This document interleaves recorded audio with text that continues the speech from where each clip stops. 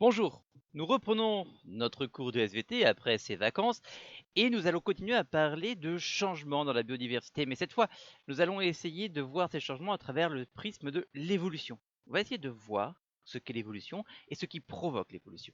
Alors ce qu'on avait vu avant les vacances, c'est le fait que la biodiversité, elle évolue, qu'on n'avait pas les mêmes organismes, exactement les mêmes populations à un moment et après. Mais ça, c'est lié à tout un tas de choses, et notamment c'est lié au fait qu'il y a évolution. Cette évolution va mener à l'apparition de nouvelles espèces, on en a déjà parlé, et au changement d'espèces présentes. Cette évolution, elle va se séparer en plusieurs choses, plusieurs étapes, plusieurs ce qu'on appelle les forces évolutives. Et donc on va commencer par la première, qui est la dérive génétique ici. Donc c'est un chapitre grand 3, la spéciation, création de nouvelles espèces. On verra que la spéciation, la création de nouvelles espèces, c'est un des produits de l'évolution. Et on va commencer par parler de dérive génétique. Alors, premier point extrêmement important à bien comprendre, c'est l'évolution n'est pas l'évolution d'un individu. Votre corps change au cours du temps, hein, le corps de n'importe quel être vivant change au cours du temps, ce n'est pas l'évolution. L'évolution, ce n'est pas ça. L'évolution, c'est le fait que les populations vont changer. Alors, pour comprendre ça, on va prendre une expérience historique, une expérience qui a été faite, qui a permis de comprendre comment ça se passait d'un point de vue génétique, l'évolution, qui s'est fait avec des petites mouches qu'on appelle des drosophiles. C'est les mouches du vinaigre, donc c'est plutôt ce qu'on appelle des moucherons d'habitude. Et donc, dans cette expérience-là, il avait une population de drosophiles. Alors là, on vous met 16 drosophiles, dans la réalité, il en avait un petit peu plus, mais peu importe. Et ces drosophiles-là, elles avaient des yeux rouges. Toutes avaient les yeux rouges. Il les fait se reproduire et il s'aperçoit que la majorité dans la génération numéro 1, donc la première génération produite par lui-même, ont les yeux rouges, mais il y en avait certains qui avaient des yeux oranges et d'autres des yeux blancs. Puis, il y en avait encore à un moment qui avaient des yeux rouges, puis des yeux blancs et des yeux oranges. Et là, vous voyez que ceux qui ont les yeux blancs sont plus nombreux.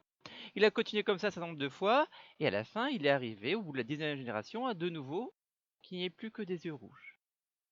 Autrement dit, ce qu'il a vu, c'est qu'on avait un caractère, la couleur des yeux, et que cette couleur des yeux changeait d'une génération à une autre. On a donc un changement d'une génération à une autre dans la fréquence, c'est-à-dire la proportion d'un caractère. Ce qui est intéressant aussi, c'est qu'il a fait ça sur deux populations et s'est aperçu que sur les deux populations, on avait des résultats différents. On regardera le graphique en bas juste après. Donc l'évolution n'est pas quelque chose qui affecte les individus, ça affecte les populations. On peut voir l'évolution comme le changement de la fréquence d'un caractère entre deux générations. Ici, la couleur des yeux. Le fait qu'il n'y ait pas le même nombre de personnes qui ont, de mouches qui ont les yeux rouges entre la génération 1 et la génération 2, c'est une évolution. Par contre, chaque individu a les yeux rouges du début à la fin de sa vie, et si un individu perdait la couleur de ses yeux, ce n'est pas de l'évolution, c'est un changement corporel de l'individu. Alors, cette fréquence des caractères, c'est une fréquence du phénotype. Or, on l'a dit, le phénotype, il dépend de deux choses. Il dépend de l'histoire des individus, qui va pas tellement nous intéresser là, puisqu'on ne s'intéresse pas à l'individu lui-même, mais il dépend aussi des génotypes. Donc, notre changement de fréquence d'un caractère entre deux générations, il peut être lié, dans la plupart des cas, il est lié, dans l'immense majorité des cas, il est lié à des changements de génotype que je vais pouvoir voir. Et c'est ce qu'a fait Peter Bury, le scientifique qui a réalisé cette expérience. Il a regardé la fréquence d'un allèle, qui est ici, qui est l'allèle BW75, qui est ici. Et il s'est aperçu que lui, il avait pris au départ des populations qui avaient toutes exactement un allèle BW75 et un autre allèle BW. Et en faisant ces expériences, il s'aperçoit que la génération 19, vous avez beaucoup de personnes qui n'ont aucun BW75, beaucoup de populations qui ont un BW75. Vous voyez que, en fait, on a eu une variation de la fréquence de l'allèle. Autrement dit, je peux voir génétiquement mon évolution comme des changements de la fréquence des allèles au sein d'une population.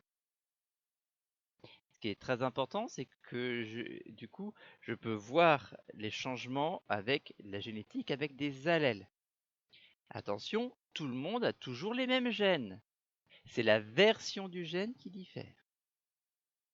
Si je prends ça chez l'humain, je peux très bien imaginer une population humaine, par exemple la population en France. Je regarde quel pourcentage de personnes ont les yeux bleus, puisque je sais que c'est génétique à un moment.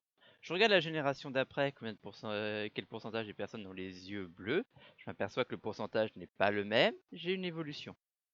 Et comme je sais que c'est lié à un gène, je peux calculer le pourcentage de l'allèle. Je vais voir que l'allèle yeux bleus n'a pas la même fréquence dans la génération 1 dans la génération 2, et donc il y a évolution. Du point de vue génétique, on peut donc voir l'évolution au niveau de la fréquence des allèles.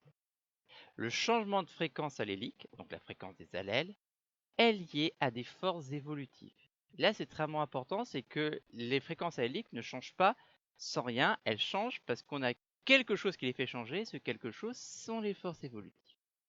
Les forces évolutives, on va en voir deux principales, qui sont les deux forces évolutives les plus importantes. Première force évolutive, c'est ce qu'on appelle la dérive génétique. Alors, dériver, vous savez peut-être, c'est lorsqu'un navire, un bateau, se déplace sans qu'on le contrôle. Il se déplace simplement parce que le vent ou les courants l'emmènent. C'est la dérive. Donc c'est quelque chose qui n'est pas contrôlé, qui est un mouvement aléatoire. La dérive génétique, c'est une évolution des fréquences alléliques aléatoires. Comment fonctionne la dérive génétique? Hop, je vais vous prendre un modèle comme ceci, qui est un modèle assez simple, dans lequel je vais prendre une population qui a 12 individus qui vont se reproduire entre eux, et un gène pour lequel j'ai 4 allèles, mes allèles A, B, O, Z, représentés par des couleurs. Je veux dire qu'il n'y a pas de mutation pour l'instant. Bien. Qu'est-ce que je fais? Donc j'ai donc mes 12 individus, des mâles, des femelles, et à chaque fois, ils ont leurs 2 allèles présents. Donc ici, un allèle bleu, un allèle rouge, ici, un allèle rouge, un allèle rouge, ici, un allèle jaune, un allèle violet, etc. Je vais faire une reproduction. Donc je prends un spermatozoïde et un ovule, au hasard, qui se reproduisent et qui donnent à la génération suivante un individu. Ici, j'ai donc un individu qui est fait, qui a un allèle rouge et un allèle jaune. Je peux faire ça après sur un autre. Vous voyez, c'est ici ces deux individus-là qui sont reproduits et qui ont donné ce mâle qui obtient du bleu et du bleu. Je fais ça pour mes 12 individus. Vous comprenez le principe. À chaque fois, deux individus se reproduisent, qui choisissent au hasard. À chaque fois, il y a au hasard un des allèles qui est pris, un seul. Donc cet individu-là, cette femelle-là peut donner du jaune ou du violet. Cet individu-là peut donner du bleu ou du bleu. Mais donc, vous voyez, c'est pris au hasard.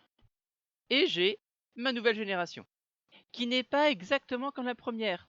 Sur ce graphique ici, je regarde les fréquences des différents allèles. Je m'aperçois qu'il y a un peu plus de jaune et un petit peu moins de rouge qu'au départ. Je vais faire ça sur une génération. J'ai un changement de ma fréquence des allèles. J'ai une évolution. Qu'est-ce qui a changé? Pas rien, c'est juste qu'au hasard, ça s'est passé comme ça. Je peux refaire ça, alors je vais faire tout d'un coup, hop, la production pour la génération 2, je vois que ça continue à changer. Je peux faire ça encore, génération 3, on continue à changer, toujours au hasard, je ne contrôle absolument rien. Hop, je continue. Génération 4, là vous voyez que les jaunes sont en train de devenir très importants, les bleus elles sont en train de disparaître. Je vais faire ça 10 fois, alors je vais augmenter un peu la vitesse, voilà. Je fais ça 10 fois pour voir ce qui se passe. Vous voyez qu'à la génération 6, mes violets ont disparu. Et que j'ai des changements, qu'à un moment j'avais plus de jaunes, les jaunes ont redescendu puis sont remontés, totalement au hasard. Je peux refaire ça encore. Vous avez ces changements qui vont se produire et qui vont faire un certain nombre de fois. Ces changements peuvent même aboutir à la disparition d'un allèle. Ici à la génération 6, vous voyez qu'au bout de 24 générations, on a un allèle qui a disparu et les autres qui sont répartis avec un allèle qui domine beaucoup, qui est l'allèle jaune, l'allèle B. Je peux refaire ça avec moins d'individus. Par exemple, plutôt que d'en prendre 8, j'en prends 6. J'ai bien le droit.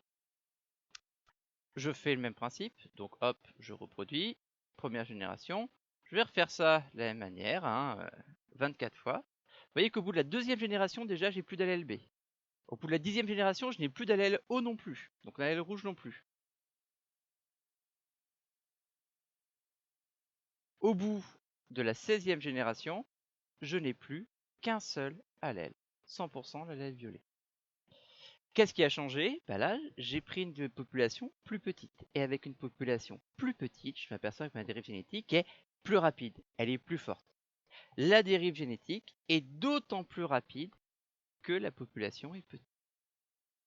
Donc la dérive génétique, c'est un changement au hasard qui est simplement fait lié au fait que lorsque deux individus se reproduisent, on prend un de leurs allèles au hasard. La dérive génétique, c'est donc un phénomène, une force évolutive aléatoire. Donc l'une des forces évolutives, la dérive génétique. C'est une modification aléatoire, remettez les lettres dans le bon ordre s'il vous plaît, pardon, une modification aléatoire de la fréquence allélique entre deux générations. Et deuxième point, la dérive génétique est d'autant plus importante que la population possède un faible effectif. Autrement dit, que la population est petite. Plus la population est petite, plus la dérive génétique est importante. Ça, c'est la première force évolutive, la dérive génétique. Je répète, la dérive génétique, c'est aléatoire. Tout se fait au hasard. Ça peut faire disparaître des allèles, ça peut faire dominer des allèles puis redescendre des allèles, totalement au hasard. Il y a un autre phénomène, une autre force évolutive qui, elle, n'est pas aléatoire, qui est la sélection naturelle. Contrairement à la dérive génétique, ce n'est pas un aléatoire, la sélection naturelle. Alors qu'est-ce que c'est la sélection naturelle? C'est une force évolutive qui n'est pas aléatoire. Elle résulte de la pression du milieu et des interactions entre les organismes. Qu'est-ce que ça veut dire? Ça veut dire que lorsque vous êtes dans un milieu donné, par exemple, vous êtes dans un désert, ou vous êtes sur la banquise, ou vous êtes dans un marais, vous n'avez pas les mêmes conditions du milieu. Et donc, vous n'avez pas les mêmes conditions. La différence de conditions va créer une pression du milieu. Les interactions des organismes aussi vont faire. Quand vous êtes dans un écosystème, vous avez le milieu, mais vous avez aussi les autres êtres vivants qui sont présents, qui vont soit vous nourrir, soit vous empoisonner, soit vous chasser pour se nourrir eux-mêmes, etc., etc. Donc, qui vont influencer sur votre vie. Et ces organismes-là vont créer une pression aussi qui peut avoir des effets et qui peut créer de la sélection naturelle. Pour comprendre ça, je vais vous prendre un exemple qui n'est pas un exemple pris au hasard, qui est un exemple qui avait été observé par Darwin et par les successeurs de Darwin en Angleterre pour expliquer l'évolution et donc la sélection naturelle. C'est l'exemple de ce papillon-là qu'on appelle un phalène. Ici, vous avez deux phalènes. Alors, vous avez un phalène blanc ici et beaucoup plus discret, un phalène noir que vous voyez là. Ces phalènes se mettent principalement sur des arbres qu'on appelle les bouleaux. Les bouleaux ont une écorce blanche avec des petits points noirs, donc ils ressemblent beaucoup à celle-là. Sauf que, à partir de 1850, en Angleterre, on a eu beaucoup d'industries. Industries qui fonctionnaient au charbon. Ces industries-là rejetaient de la fumée, fumée qui laissait des traces noires sur les arbres. Et donc les bouleaux blancs devenaient noirs, comme celui-là. Ça, c'est l'écorce d'un bouleau. Bien, on a regardé en 1950 où étaient les formes blanches de phalène et les formes noires de phalène, en proportion. On s'est aperçu que dans les régions qui étaient rurales ou loin des industries, la Cornouaille, l'Irlande de l'Ouest, l'Écosse, vous aviez surtout des phalènes blanches. Dans les zones au contraire industrielles, donc principalement en Angleterre et surtout dans le nord de l'Angleterre, très industrielle, vous aviez surtout des formes noires. Ces deux formes de papillons peuvent se reproduire, c'est la même espèce. Qu'est-ce qui se passe? Comment les choses sont faites? Vous aviez des espèces de papillons avec des papillons blancs et des papillons noirs. La couleur des ailes est liée à des allèles différentes. Vous avez une diversité allélique. Lorsque vous avez une écorce de bouleau, que cette écorce est noire, les papillons blancs sont beaucoup plus vus par les prédateurs, par exemple cette mésange. Et elle va donc plus les manger. Les papillons blancs ont donc une période de vie plus courte. S'ils ont une période de vie plus courte, eh ben, ils vont moins se reproduire. Ils vont avoir moins de descendants. Donc, à la génération d'après, vous allez avoir plus de papillons noirs, qui ont plus de temps pour se reproduire, donc qui ont eu plus de descendants, et moins de papillons blancs. Parce que vous avez ces papillons blancs n'ont pas eu autant de temps que les autres pour se reproduire parce qu'ils ont été chassés. Donc, vous aviez au départ une population qui était que de papillons blancs. L'industrialisation a rendu les bouleaux noirs, une mutation est apparue qui crée un nouvel allèle noir, et la sélection naturelle favorise la reproduction des papillons noirs, qui fait que la génération d'après, vous avez plus de papillons noirs. La génération d'après, vous aurez encore plus de papillons noirs, etc., etc. Les différences de reproduction entre individus d'une population sont à l'origine de la sélection naturelle. Les individus porteurs de certains allèles se reproduisent plus que les autres, ce qui provoque une augmentation, changez s'il vous plaît ici, de la fréquence de cet allèle à la génération suivante. Bien, ça, c'est ce qui se passe à un moment donné. Là, ce qui est très intéressant dans le cas de nos phalènes du bouleau, c'est que les choses ont changé depuis 1950. Parce que les grosses industries polluantes, en Angleterre, on a beaucoup moins. Les bouleaux sont redevenus blancs, en grande partie. Qu'est-ce qui s'est passé? C'est la seconde partie qui est ici. Lorsqu'il y a eu la dépollution, que les bouleaux sont redevenus blancs, on a observé une sélection naturelle qui est allée dans l'autre sens. Puisque maintenant, nos papillons noirs étaient beaucoup plus vus sur les bouleaux blancs. Donc ils avaient moins de temps pour se reproduire. Donc ils se reproduisaient moins. Donc de génération en génération, on avait de plus en plus de phalènes blancs. Et donc aujourd'hui, on a beaucoup plus de phalènes blancs que de phalènes noires, comme jusqu'en 1850. Et vous voyez ici, donc on a un phénomène de sélection naturelle qui s'est inversé parce que les conditions du milieu changent. Les conditions du milieu et puis les organismes autour vont imposer une pression. Si cette pression augmente, la sélection naturelle augmente. Si cette pression diminue, la sélection naturelle diminue. Si cette pression s'inverse, change, et l'évolution peut changer. L'évolution, même la sélection naturelle, n'a pas un sens qui va être toujours le même. Ça peut changer. Là, vous voyez, ça a changé très vite, ça a changé en un siècle. Donc ça va très vite. La sélection naturelle dépend des conditions du milieu. Elle peut s'intensifier, diminuer ou même s'inverser si les conditions changent. Surtout, ne croyez pas que la sélection naturelle elle va toujours vers le même sens. Non. La sélection naturelle va en fonction des conditions du milieu. Si les conditions du milieu changent, ça change. Quand j'ai les conditions de milieu, c'est les conditions de milieu, mais également les interactions avec les autres êtres vivants. À quoi ça va aboutir, ceci? Cette sélection naturelle, cette dérive génétique, autrement dit ces forces évolutives, à quoi ça va aboutir concrètement au bout de plusieurs générations? Ça va aboutir à l'apparition de nouvelles espèces qu'on appelle la spéciation. Donc, on va essayer de voir un petit peu la spéciation. Pour comprendre la spéciation, il faut comprendre quelque chose. Une population d'êtres vivants, que ce soit des végétaux, des bactéries, des animaux, des champignons, tout ce que vous voulez, c'est pas un bloc total qui reste toujours ensemble. Il va y avoir ce qu'on va appeler à l'intérieur des sous-populations, des groupes qui vont se différencier. Alors je vous prends un exemple ici, c'est avec un oiseau qu'on appelle le Phylloscopus, qui est ici, qui est un oiseau qu'on va retrouver à plein d'endroits, et il y a des espèces qu'on retrouve en Asie. En Asie, vous avez une particularité, c'est que vous avez une immense chaîne de montagnes, l'Himalaya, avec le plateau tibétain derrière, qui sont des zones de haute montagne très difficiles.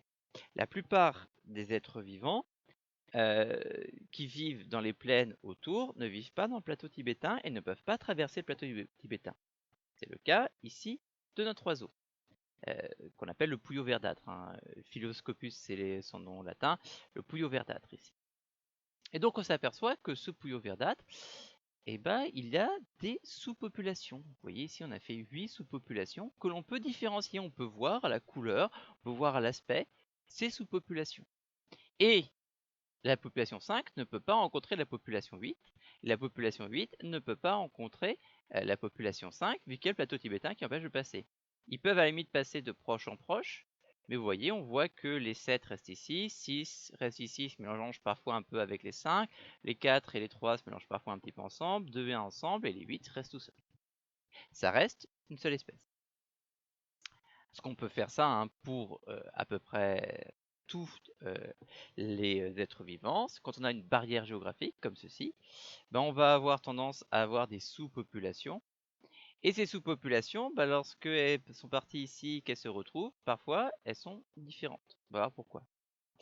Ces barrières ne sont pas forcément uniquement des barrières géographiques, ça peut aussi être des barrières par exemple de comportement. Imaginez que vous avez des êtres vivants qui vivent au même endroit, plusieurs êtres vivants qui vivent au même endroit, une population d'êtres vivants, et cette population, il y a une partie de la population qui se reproduit en avril et l'autre partie de la population qui se reproduit en juin. Tout à fait possible, pensez à des papillons par exemple. C'est quelque chose qui peut se produire. Ces populations vivent au même endroit, mais du coup ne vont pas se reproduire entre elles. Elles vont former des sous-populations, simplement parce qu'elles ne se reproduisent pas en même temps. Un exemple, autre exemple hein, de comportement, c'est chez les bonobos. Les bonobos sont un groupe de chimpanzés, une espèce de chimpanzé qui vit en Afrique centrale. Ces bonobos ont la particularité de s'organiser en groupes. Et il y a deux types de groupes. Il y a des groupes pacifistes et des groupes bellicistes. Donc vous avez des groupes, des populations de chimpanzés qui ne se font pas la guerre et d'autres qui se font la guerre. Concrètement, hein, c'est vraiment ce qui se passe. Hein. Vous avez des conflits entre des groupes de chimpanzés, comme ce qu'on pourrait avoir chez tout un tas d'espèces, hein, et chez l'humain en particulier. Et on a des groupes qui ne feront jamais de conflits, et d'autres qui font systématiquement des conflits. On s'est aperçu que les groupes qui ne faisaient jamais de conflits se reproduisaient entre eux, et les groupes bellicistes, qui faisaient des conflits, se reproduisaient également entre eux. Donc on a ici une même espèce, même population de bonobos, mais avec deux parties qui ne se reproduisent pas entre eux parce qu'ils ont des comportements différents. Les populations, donc, peuvent être séparées en sous-populations, qui ne se reproduisent plus entre elles pendant une période. Ça peut être lié à des barrières géographiques ou à des barrières comportementales. Lorsque vous êtes dans des sous-populations, vous êtes soumis aux forces évolutives comme toujours. Ces forces évolutives ne sont pas forcément les mêmes. Et parfois, ces forces évolutives vont faire évoluer les sous-populations différemment. Ici, vous avez l'exemple du pinson de Magellan. Et là, le pinson de Magellan, on connaît 11 sous-populations. Et vous voyez qu'on arrive à les différencier par leur aspect, qui n'est pas le même d'une sous-population à une autre. Pourtant, ça fait partie de la même espèce, si je les mets ensemble, ils se reproduisent, etc. Mais ces sous-populations, alors ici, c'est parce que c'est dans des vallées différentes, mais ces sous-populations évoluent différemment et en évoluant différemment, vont avoir des caractères différents. Ça, c'est d'autant plus vrai que si vous faites une sous-population, la taille va être plus petite que la population globale. Donc la dérive génétique sera plus importante. Je vous rappelle qu'on a vu que la dérive génétique était plus importante si la population était plus petite. Donc on va avoir des forces évolutives plus importantes et qui ne sont pas les mêmes d'un côté et de l'autre. Les forces évolutives s'appliquent sur ces sous-populations, entraînant des évolutions de ces sous-populations. Et parfois, ces évolutions sont tellement importantes que l'on arrive à l'apparition de deux sous-populations qui ne peuvent plus se reproduire entre elles. Si elles ne peuvent plus se reproduire entre elles, c'est qu'elles ne font plus partie de la même espèce. Autrement dit, à partir d'une seule espèce, j'ai formé deux espèces différentes par évolution. C'est ce qu'on appelle la spéciation. Alors vous avez des exemples ici, les pinsons de Magellan. Imaginez que ce groupe-là, par exemple, ne peuvent plus se reproduire avec les autres parce qu'ils sont devenus plus petits. Vous voyez, ils sont devenus un peu plus petits que les autres. Et on aurait une nouvelle espèce de pinson. Et c'est exactement ce qui s'est passé avec les bonobos. Au départ, les bonobos et les autres chimpanzés étaient la même espèce, mais les bonobos ont des comportements qui sont un peu différents des autres chimpanzés, même les groupes bellicistes. et du coup ne sont plus reproduits avec les chimpanzés. Au bout d'un moment, ils ont évolué chacun de leur côté, si bien qu'aujourd'hui on a deux espèces de chimpanzés, les autres chimpanzés et les bonobos. Parfois, les sous-populations ont tellement évolué qu'elles ne peuvent plus se reproduire entre elles, même si elles se retrouvent. On assiste alors à la spéciation, c'est-à-dire la formation d'une nouvelle espèce. Voilà pour le cours d'aujourd'hui.